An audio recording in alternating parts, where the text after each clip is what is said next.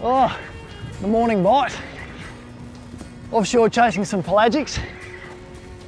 And they're a fish where nothing better than to chase them on surface. So you've got to remember they spend a lot of time chasing bait deeper down, and you've got tactics up your sleeve like downrigging baits, trolling deep lures and stuff like that. But there's a few other little tricks of the trade which are well worth having in the bag of tricks, like jigging metals, deep fishing soft plastics, and a range of other lures, and that's exactly what I'm doing today. Playing a few other bits and pieces. Soft plastics. Here's a nice spotty mackerel. And he has grabbed the soft plastic, and I'll show you the rig I'm using in just a minute.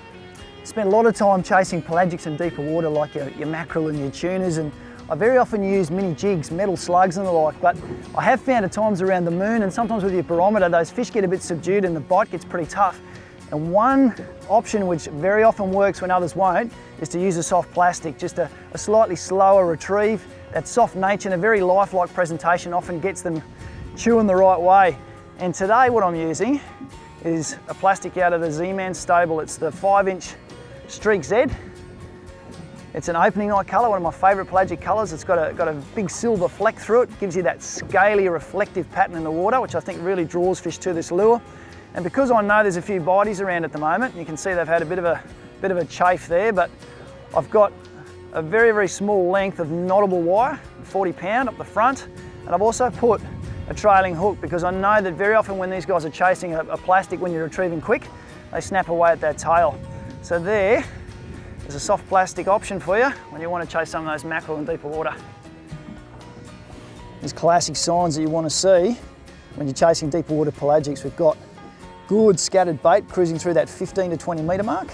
We've also got soundings of larger fish coming through occasionally, and what you want to do is if you do see a lot of bait scattered around the place, try to hone in on those areas which are showing you bigger arches, because that's where your fish are going to be. I like to see the arches and stick to getting my plastic amongst the schools of bigger fish as much as I can.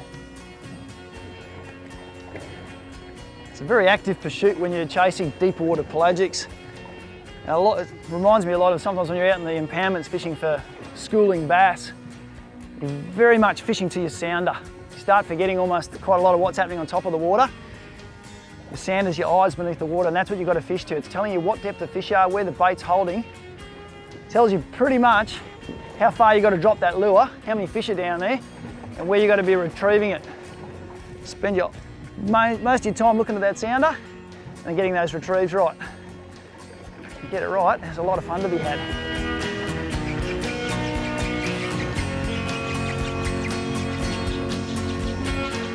Oh, yep, yes! That's all we wanted.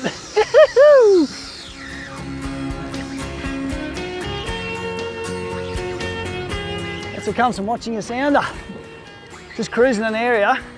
Didn't really stop until I saw some solid arches come up on the sounder. There was scattered bait throughout. I got to the stage of just beginning to think, is it time to move or should I hang around and cross the bait another couple of times, and all these arches popped up. And if you actually look around the boat, there's some Spanish and spotties swimming around us now, so we definitely found a school of them. That's a nice fish. Wow. Look at these guys. Come up to see their mates, they're all scattered across here. Wow. Look at that, that's awesome. And the little soft plastic ripped through them has come up trumps. Not too many better sounds in the world than that one. There we go, there's our little Z-Man 5-inch Streak Z. Opening night, love the opening night. There we have it. One of our predators of the oceans. The mackerel, this is the spotted mackerel. Closely related to his bigger mate, the Spanish. I reckon there's a few more of them floating around, judging by the amount of mackerel swimming around the boat at the moment. I've certainly found them. And these guys are cruising around just chasing bait fish. And that, I reckon, is a very good imitation of exactly what they're eating. A 5-inch Streak Z from the Z-Man range. And he's rigged on probably one of the new additions to the TT range of jig heads, the Headlock Z. It's made for holding onto these jig heads, these plastics, so that you can whip them very quickly through bait balls like this and temp speedsters such as this. There's the reason I'm using a stinger attached to the end of that jig head. These guys are notorious for nipping away at the tails of bait fish. And there you go. He's come along, chased that, whipped away at the tail, got a bit more than he bargained for, a little treble. Beautiful. First part to finding your pelagics is always finding the bait or signs of the fish on your sounder.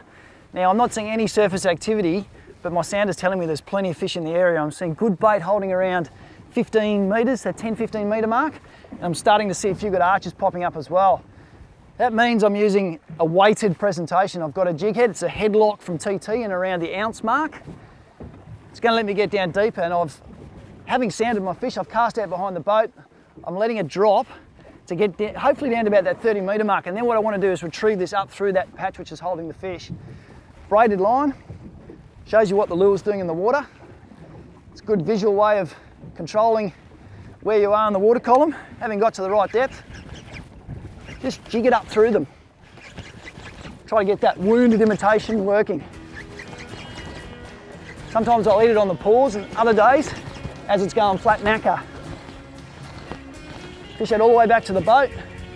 If you've gone over them, don't be shy to go back to where the fish are and do it all over again. Just make sure you keep that lure going through those fish as much as possible. He's on it.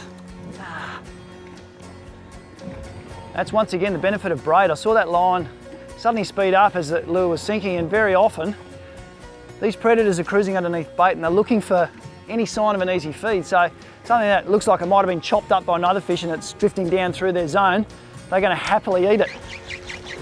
Which means you'll get bites as that lure is sinking and also as you're retrieving it up. Watch your line and manage it the whole way through the retrieve, and you're going to pick up those fish. Oh no, missed it. That's on the drop again. Here we go. We found the school. Very much an active pursuit when you're targeting these fish in the deep water. Just cruising likely looking bait holding areas and keeping those eyes glued to the sounder.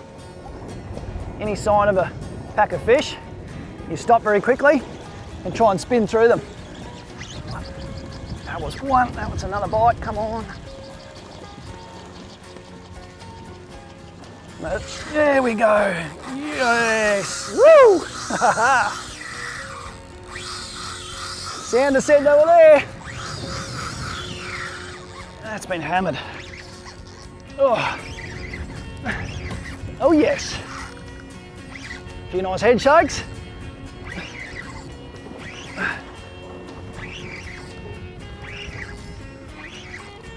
Fishing in 48 metres of water at the moment.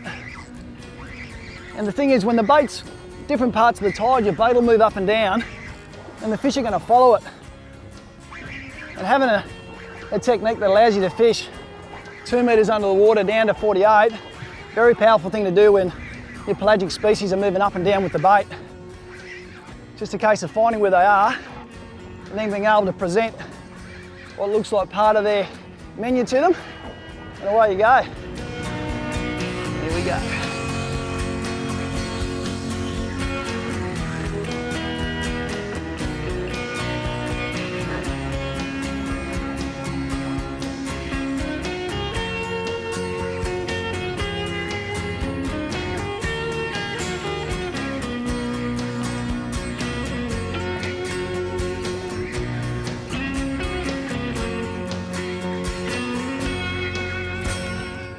Little school Spanish mackerel.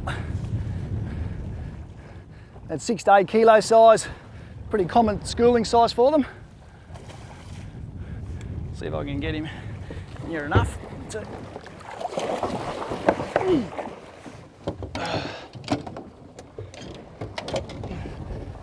Oh, and there we go. Spanish spotties, they're all down there in the mix, chewing away on bait fish. And you match the hatch, you get the results. That's exactly what we're doing there. A little Z-Man, streak Z 5-inch. It's looking all the part. I love that opening night colour, mentioned it already. 1 ounce headlock jig head. It's allowing me to fish all the way down to 40 metres. That's where I saw these fish sounding, and then ripping it up. And obviously a few little adaptations to the rig. I've got a little bit of knottable wire on there, as you can see, to handle that pair of sharp chompers all over it. Lovely. Oh. Yes. Yep. There we go. Hasn't woken up yet. A few head shakes, and it's gonna hit speed fairly soon. Nothing better when you hook them on high speed spinning, and for a second they don't know they hooked, and you know what's coming. So enjoyable to catch them on sort of medium weight spin gear as well, using the Wilson's blade and tails. It's a heavy. They've got a range of weight categories, but this one's called the heavy. Sits around that, I think, 6 to 10 kilo mark. I've matched it up with an Abu 4000 size spin reel. Got Stren high vis braid and 20 pound, and I'm matching that up with 40 pound fluorocarbon leader and my little jig head rig. Whew!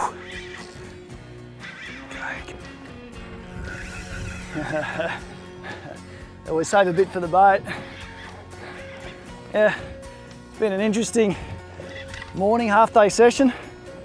I think interesting because I've probably only cast 10 times, and it's just been a day of really exploring the water, seeing what's down there, and not sitting in one spot fishing. Really trying to look for signs of predators, and then whenever you see them, really making your casts count. And out of those 10 casts, there's 3 or 4 good fish on the boat, a couple of bite-offs, but a good lesson. Spend your time searching for fish sometimes, not necessarily waiting for them to come to you. Intriguing way to fish, very effective as well. Look at that. Yoo!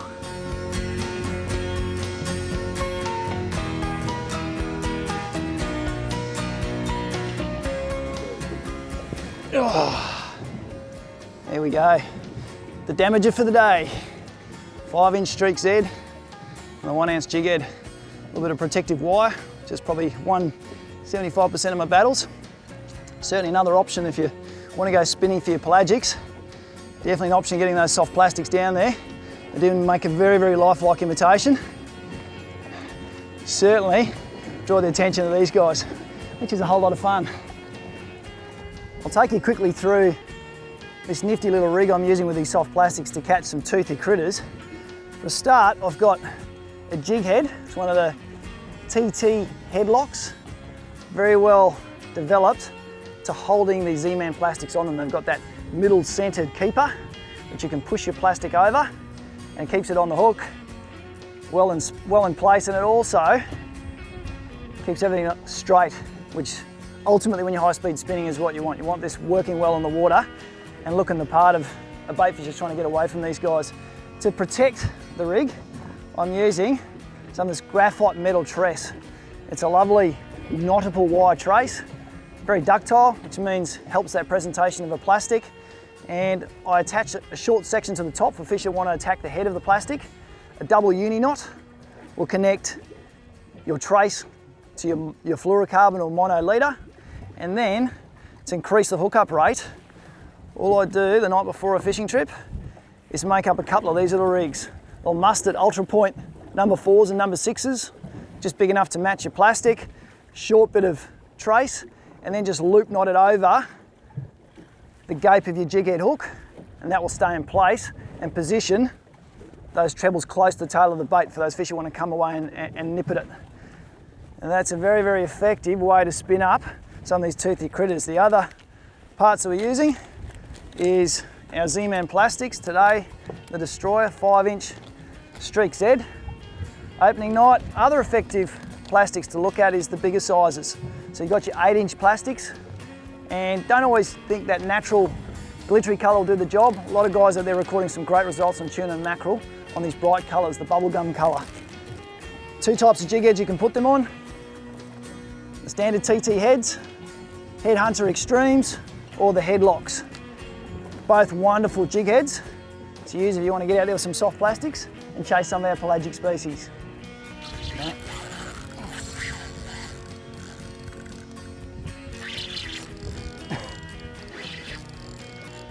Oh, there's a whole lot to love about this style of fishing.